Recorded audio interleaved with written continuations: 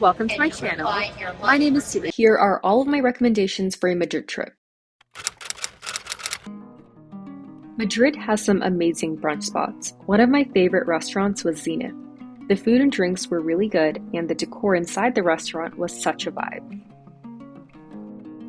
Another brunch spot I loved was Roll Madrid. The chicken here was delicious, and the restaurant was super cozy.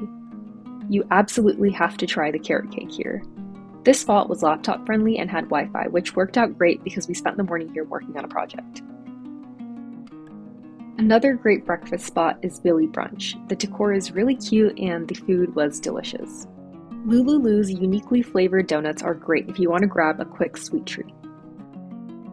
La Pecera is a cute ice cream taiyaki spot. When you're in Madrid, you definitely have to try the classic churros and chocolate combination. It's super popular here. For dinner, roast chicken is a great option with a lively atmosphere. The hot chicken was different than American hot chicken, but it was still really good. This next one's an activity and meal recommendation combined. I highly recommend taking a cooking class in Madrid. This tapas cooking class was so fun, and we were able to cook and eat 10 different tapas that are Madrid classics. We also really enjoyed meeting the fellow travelers. The chef was super informative and sent us the recipe so we can cook them again in the future. Ramen Kagura is an officially accredited, authentic Japanese restaurant. I'm not sure who certified this, but the line was so long, and we waited almost an hour to get in. The dumplings were amazing, and the vegan ramen was okay. Mercado de San Miguel is a food market with tons and tons of vendors. You could spend a good amount of time here checking out all the stalls and having tons of tapas.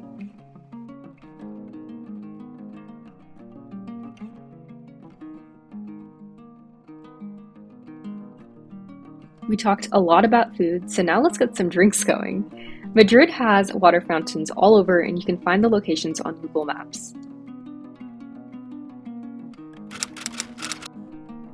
One of my favorite things in Madrid was the botanical garden. It's great to walk around, and there are a lot of benches if you want to relax and take it all in. We came across the friendliest cat while we were there. Inside the garden, there's also a greenhouse with a ton of really cool plants. El Retiro Park was another one of my favorites. This park is huge, and there's so much to see. Shopping in Madrid is quite an experience. Even if you don't like to shop, I'd still recommend checking out Gran Via. The stores were all huge and looked so much grander than the stores I usually see in America. Whether you drink or not, I would recommend checking out a rooftop bar while you're in Madrid. El Cielo de Chicote is my top recommendation for views of the amazing architecture and the aesthetic vibes. I don't drink, but I did get a lemony dessert which was delicious. I also highly recommend signing up for a free walking tour while you're in Madrid. This is a great way to explore major parts of the city while learning a lot about the history of Madrid. Our tour guide was super informative and engaging.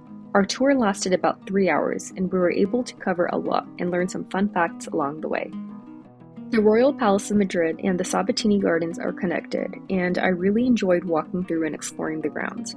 We had learned about the palace's history during the walking tour the day before, so we went back on our own to get a closer look at everything. We checked out the Temple of Dibad because we had extra time, but the line to get in was super long because they only let in a couple people at a time, so we didn't actually go inside of the temple. We weren't sure if the wait would be worth it. Other than the rooftop, the only bar we went to was Radio Phoenix. Our Airbnb host was DJing there on New Year's and invited us. It's a super small spot, but the music and crowd were great. We actually flew into Barcelona and took the Euro train to Madrid. I definitely recommend the train. It's clean and quicker and easier than flying within Spain.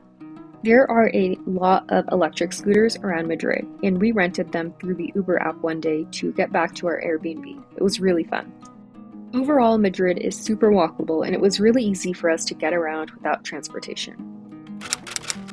I'd say the key to being able to walk everywhere in Madrid is to stay in a central spot. Our shared Airbnb was in the neighborhood of Malasaña, and we loved it. There were a ton of restaurants and things to do super close by, and it was easy to walk to other neighborhoods too. That's all I have for you this video. I hope you enjoyed the tips, tricks, and recommendations for a Madrid trip. Thanks so much for watching. Like this video and subscribe to my channel. I'd love to catch you next time.